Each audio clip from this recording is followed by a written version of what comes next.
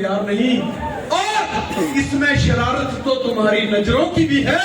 इस गुनाह में मैं अकेला गुनहगार नहीं।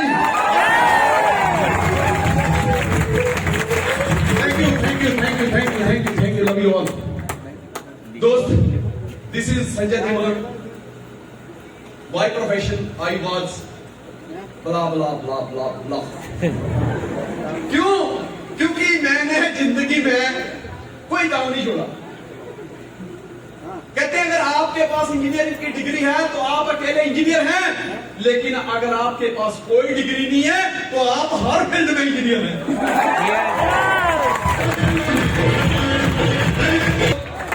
आए हुए तमाम लोगों का दिल की गहराइयों से स्वागत है।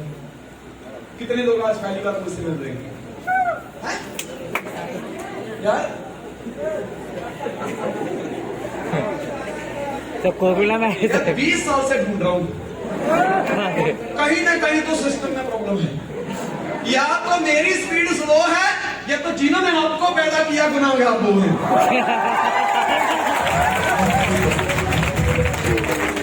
पर मुझे पता है मेरी स्पीड स्लो नहीं है, क्योंकि जो बंदा आपके सामने खड़ा है ना दोस्त, दुनिया के सारे रिकॉर्ड तोड़े।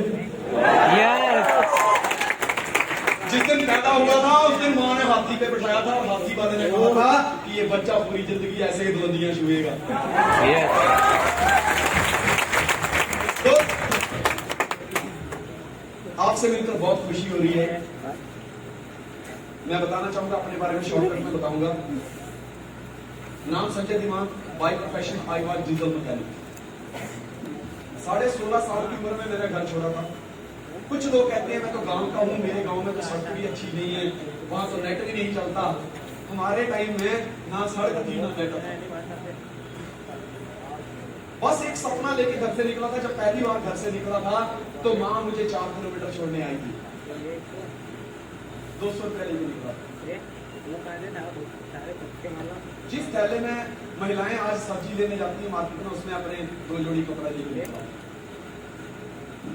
पैसे भी नहीं थे अपने सामान को ले जाने के लिए। अच्छा सा मेरे पास सूटकेस भी नहीं था, फिर भी मैं घर से निकला। क्यों? क्योंकि दोस्त उस थैले में कपड़े तो 2 जोड़ी थे, लेकिन सपने अंबार थे, अंबार, बहुत बड़े सपने थे। मेरे घर के पास एक नदी पड़ती है, पहले ऐसे उतरना पड़ता है, फिर नदी आती है, फिर सामने उतनी चढ़ाई आती है, फिर सड़क आती है। घर से निकले दोनों माँ बेटा, बातें हो रही हैं। मम्मी पीछे चल रही है, मैं आगे चल रहा हूँ। वैसे भी महिलाएं हमारे देश में पीछे चलती हैं, क्योंकि बड़े रिकॉर्ड तोड़ने वाले हमेशा पीछे चलते हैं। जो बैक वेंचर होते हैं ना, वही दुनिया में दोस्तों उनको ही लोग अपना आइडल मानते हैं। अब जब एक माँ अपना बच्चा अपने से अलग करती है दोस्तों, अलग करना उसके लिए बहुत मुश्किल होता है। जो बंदरिया होती है उसका बच्चा मर भी जाए तो भी वो अपने कलेजे के साथ, अपनी छाती के साथ 6 महीने तक उसको लगा कर रखती है, कभी भी अपने से अलग नहीं करती। वो बच्चा सड़ सड़ के टूट टूट के गिरता है, वरना वो हमेशा एक ही उम्मीद 24 घंटे लगा के रखती है कि आज भी तो कल मेरा बच्चा मम्मा बोले। आज वो दिन था कि मेरी माँ मुझे अलग कर रही थी। मैं घर से निकला, आगे आगे मैं पीछे पीछे माँ, मेरी माँ मुझे शिक्षा दे रही थी, शिक्षा। और थोड़ी थोड़ी बात में रो लेती थी तो पूछ लेती थी। मैं पीछे देखता, मम्मा क्या? नहीं कुछ नहीं चलो। नदी क्रॉस करी, मैंने चढ़ाई चढ़नी शुरू कर दी। माता घर की तरफ वापिस आने लगी तो मेरी माँ जोर से आवाज रही, बेटा जा, किसी से झगड़ा नहीं करना। फिर थोड़ी देर होती है, बेटा जा, सबसे प्यार से बात करना। फिर थोड़ी देर होती है, माँ कहती है, बेटा जा, ईमानदारी से काम करना, कभी चोरी मत करना। लास्ट में जिसने एक बात बोली दोस्त, मुझे रोना आ गया। मुझे कहती है कि बेटा तुझे अपनी छाती का दूध पिलाया है मैंने। गांव वाले कहते हैं कि ये लड़का कुछ नहीं करेगा, सिर्फ बातें ही करेगा, सिर्फ बातें ही करेगा, ये कुछ नहीं करेगा। मेरा मजाक मत बनने देना बेटा, अपनी छाती का दूध पिलाया है तुझे, इस दूध की लाज रख लेना। दोस्त, मैंने भी वही हाथ से मिट्टी उठाई और मैंने कहा, माता अगर रियल मायने में तूने मुझे दूध पिलाया और वो दूध मेरे अंदर है। तो मैं इस मिट्टी को साक्षी मान के ये कहता हूं कि कह देना गांव वालों को, जो मेरी बातें उनको अच्छी नहीं लगती, एक दिन इन्हीं बातों की लोग फीस चुकाएंगे, मैं बोलूंगा और लोग तालियां बजाएंगे।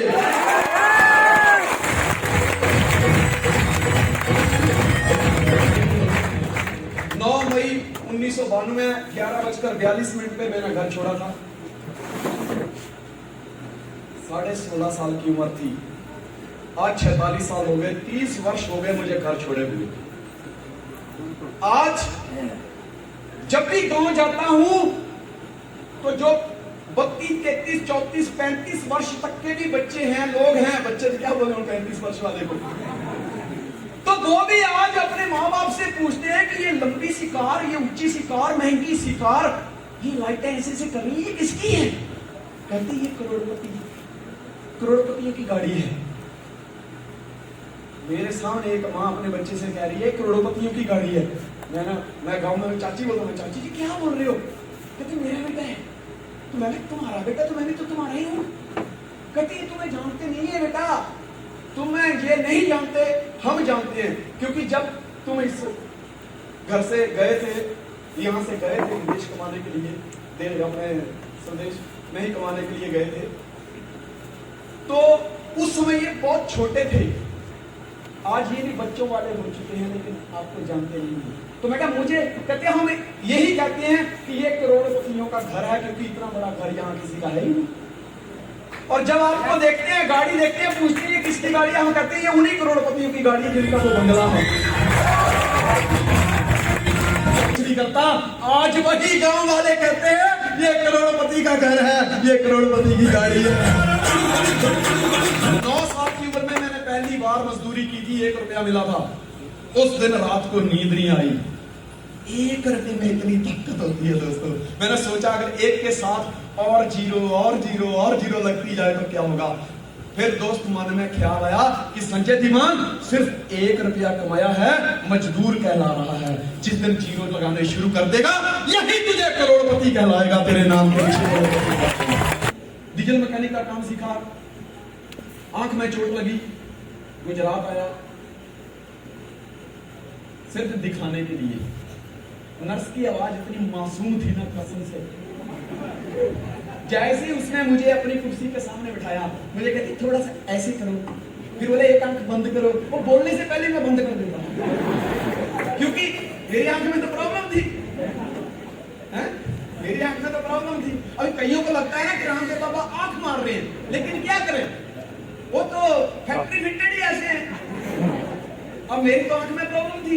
जैसे नर्स ने सामने बिठाया, बोले 1 आंख बंद करो, मैंने जो प्रॉब्लमेटिक थी मैंने बंद कर दी, नहीं ये वाली दूसरी बंद करो, ये तो मुझे चेक करनी है। बड़े प्यार से बोल रही थी। मैंने उसी टाइम उसी कुर्सी पे डिसीजन ले लिया, क्या कि मैं गुजरात छोड़ के नहीं जाऊंगा।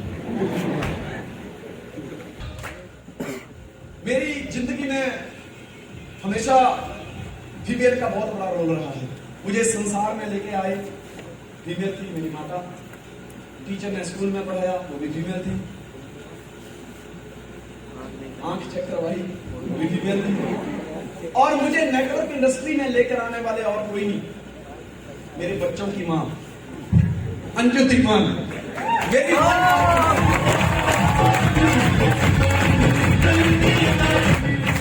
दोस्त। जिस समय ये मुझे नेटवर्क मार्केटिंग के बारे में बता रही थी, इस इंडस्ट्री के बारे में बता रही थी, उस समय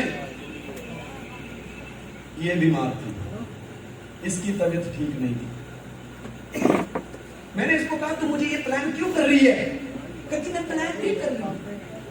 प्लान तो होता है कि भाई शाम को क्या बनाएंगे, कौन सी मूवी देखने चले, पुराने फंक्शन में जाना है, कौन से कपड़े पहने, ये प्लान होता है। मैं तो करोड़पति बनने का प्लान निकाल ली। ऐसा मैंने कहा इसमें ऐसा क्या है कि जो मैं कर सकूं? कहती इसमें ऐसा क्या नहीं है जो आप नहीं कर सकते। अब जब बीवी तारीफ करे तो बड़ा पैसे चोरी करो, नहीं तो बीवी तारीफ करती कहाँ है? करती है किसी की, वो तो कहती है यार थोड़े से दिन और रुक गई होती तो शायद इससे अच्छा ही मिल जाता, साला निकल सारे रिकॉर्ड आप तोड़ोगे। मैंने कहा ऐसा? कहती बस 10-11 हजार लगेगी इन्वेस्टमेंट। कैसे पैसे की बात करी, मैं कहा यही तो नहीं है, कहती इसलिए तो करना है। दोस्त बहुत मुश्किल घड़ी थी वो, जिस समय हमने फैसला लिया। फैसले इंसान जब लेता है तो दोस्तों दर्दनाक ही होते हैं, फैसले लेना बहुत मुश्किल होते हैं। यू आर हियर बिकॉज आपने यहां तक आने का फैसला लिया। यस कोई साइंस पढ़ रहा है, कोई आर्ट्स पढ़ रहा है, अलग अलग स्टूडेंट में कोई मतलब अलग अलग स्टडी कर रहे हैं, हर आदमी का अपना अपना फैसला है। लेकिन दोस्त जिंदगी में कहीं ना कहीं इंसान को सिर्फ फैसले ही पहुंचाते हैं। फैसला लिया, एक बच्चे को स्कूल से निकाल दिया, कहते हैं तो मंदबुद्धि है, टाइम वेस्ट कर रहा है, निकाल दो उसको, निकाल दिया। और वो मंदबुद्धि कोई और नहीं था दोस्त, उसका नाम था थॉमस एडिसन। उसने फैसला लिया था कि अगर दिन में उजाले हो सकते हैं तो रातों को भी रोशन किया जा सकता है। और उस एक इंसान के फैसले ने दोस्तों दुनिया को उजाला दे दिया। वो फैसला लेने वाला कोई और नहीं, वो एक मंदबुद्धि इंसान थॉमस अल्वा एडिसन। देखो एक वकील जिसने फैसला लिया था कि अंग्रेजों को हिंदुस्तान से उखाड़ के बाहर फेंक दूंगा, और दोस्त उसने फैसला लिया और वो फैसले की वजह से देश का राष्ट्रपिता बन गया। आज से 20 साल पहले एक गांव के लड़के ने, एक डीजल मैकेनिक ने कि दुनिया में नेटवर्किंग के अंदर इतिहास बना के रख दूंगा, और वो फैसला आज आपके सामने खड़ा है। आज उस इंसान का जरूर थैंक्स करना जिस इंसान ने इस करोड़ों की भीड़ में से आपका चुनाव करके आपको यहां पर बुलाया है, क्योंकि दोस्त वो ये चाहता है कि करोड़पतियों की लिस्ट में अगर अगला किसी का नाम हो तो यहां पे बैठे हुए इंसान का। फिर एक दिन आया मेरी जिंदगी में, 13 दिसंबर 1999 मेरी शादी हुई। मेरी शादी के बाद मेरी जिंदगी बदल गई। इंच इंच इंच करके जैसे बाल बढ़ते पता नहीं चलता, बच्चे बढ़ते पता नहीं चलता, समस्या बढ़ती पता नहीं चलता, पैसे बढ़ते पता नहीं चलता, उम्र बढ़ती पता नहीं चलता, पता चलता किसी को नहीं पता चलता, वैसे इंच इंच पता ही नहीं चला। मेरी जिंदगी में मैं कब उपलब्धियां हासिल करता गया। कहते कोमल है कमजोर नहीं तू, शक्ति का नाम ही नारी है, सबको जीवन देने वाली मौत भी तुझसे हारी है, और वो कोई और नहीं मेरे हिंदुस्तान की नारी है। जिंदगी जीने का मजा आ गया जब से मेरी शादी हुई। लोग कहते हैं जब से हुई है शादी आफत गले पड़ी है, लेकिन मैं कहता हूं जब से हुई है शादी मेरी तो निकल पड़ी है। आज वुमेन्स डे है, यहाँ पे आए हुए तमाम महिलाओं को मैं बधाई देना चाहता हूं कि आज का दिन आपका दिन है। वैसे कौन सा दिन है जो आपके दिन है? नहीं।